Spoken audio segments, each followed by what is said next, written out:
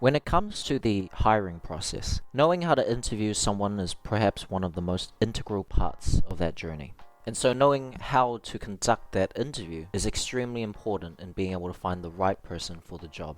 Structured interviews are widely used as they are seen as a more valid and accurate way to assess a candidate. And so firstly, we should try to follow a structured interview form. Structured interviews focus on set questions with predetermined answers. And so following this format also allows us to reduce any bias or discrimination that a candidate could perceive. Our jobs are the most central things to our lives, and so interviews that can determine our future can be nerve-wracking for us.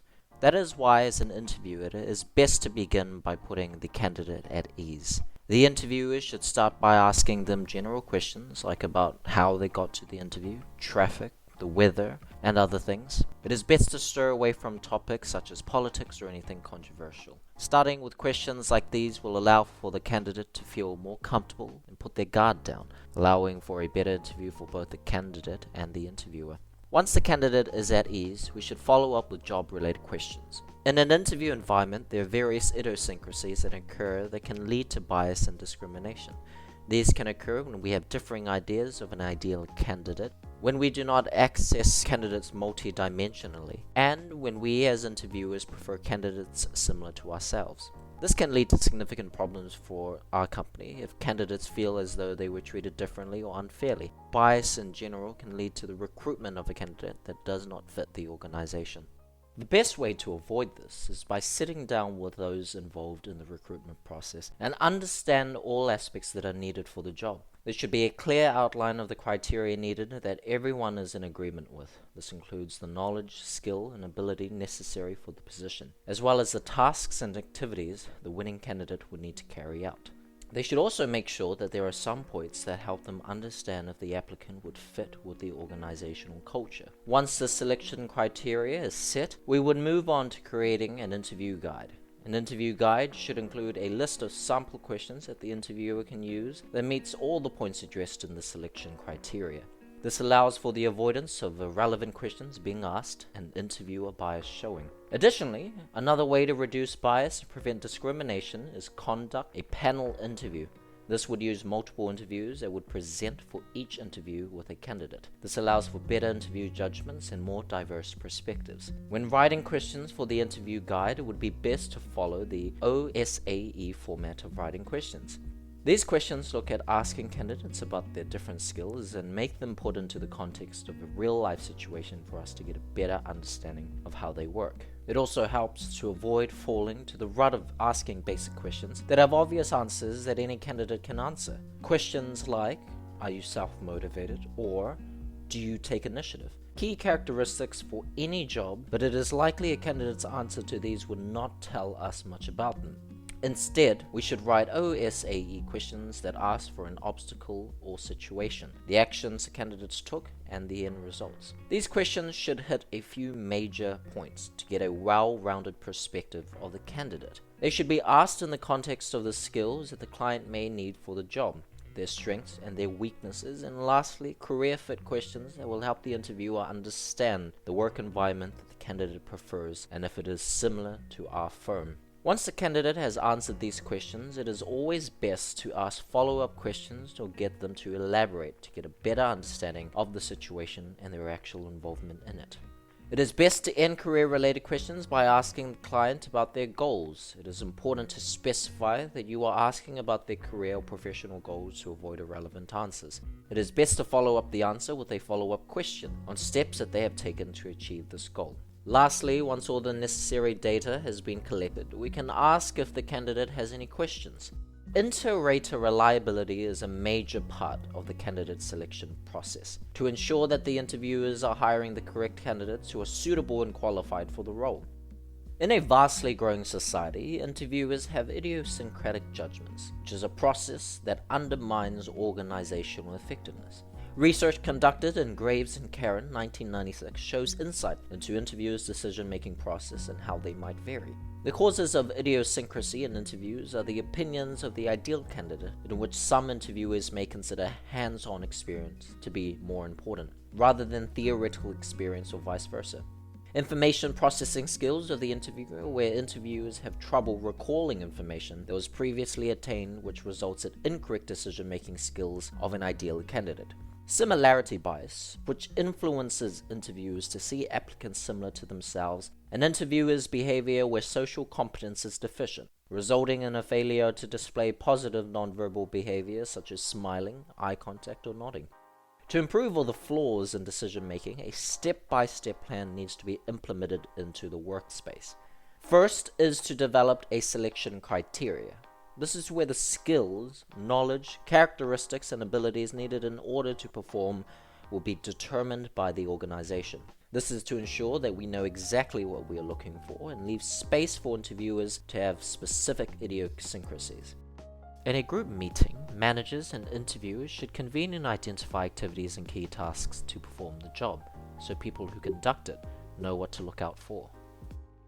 Second would be to determine how criteria will be assessed.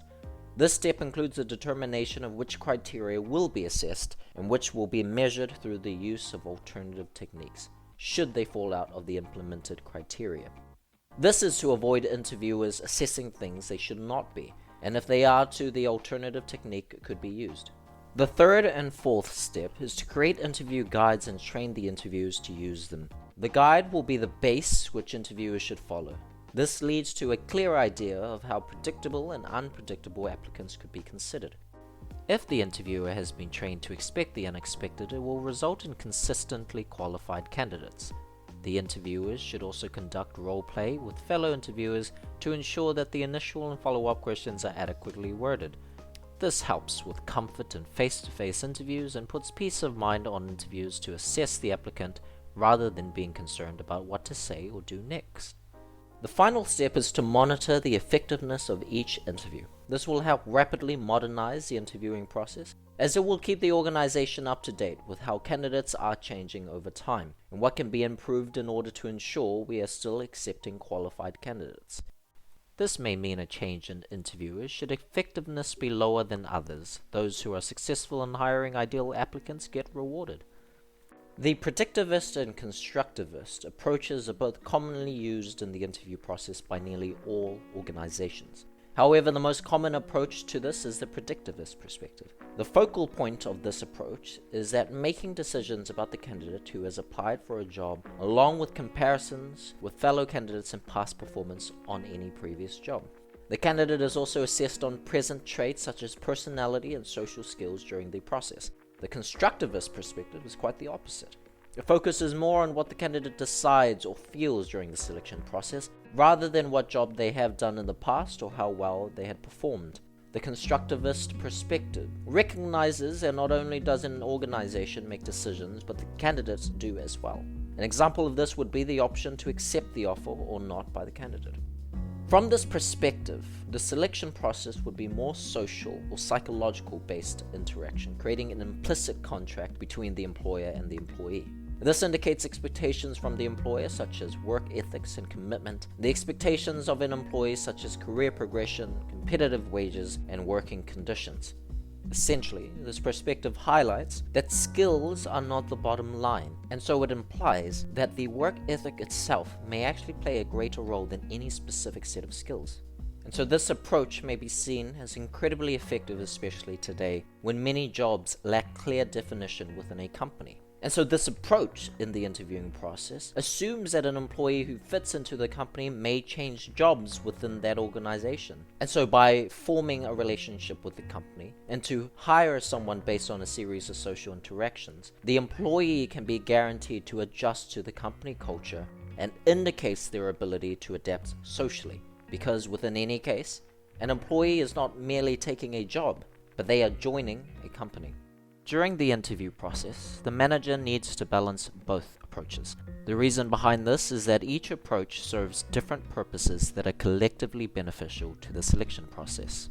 While the predictivist approach ensures that the potential candidate's capability to fulfill the role requirements, the constructivist approach shows how well both parties would fit into each other's expectations and cultures. Using the predictivist approach as a baseline to ensure that at least the most basic requirements of the job is ascertained, while using the constructivist approach to ensure that those skills are complemented by the individual's ability to adapt to the culture of the workplace. Balancing these roles does not necessarily always have to be 50-50. More methodical and analytical roles, such as a financial analyst or an accountant, where skills are the primary concern, the interviewer might consider taking more of a predictivist approach, where skills are the primary concern. However, when it comes to roles that are less loosely defined, such as marketing, that require a great deal of creativity, a constructivist approach might be more appropriate.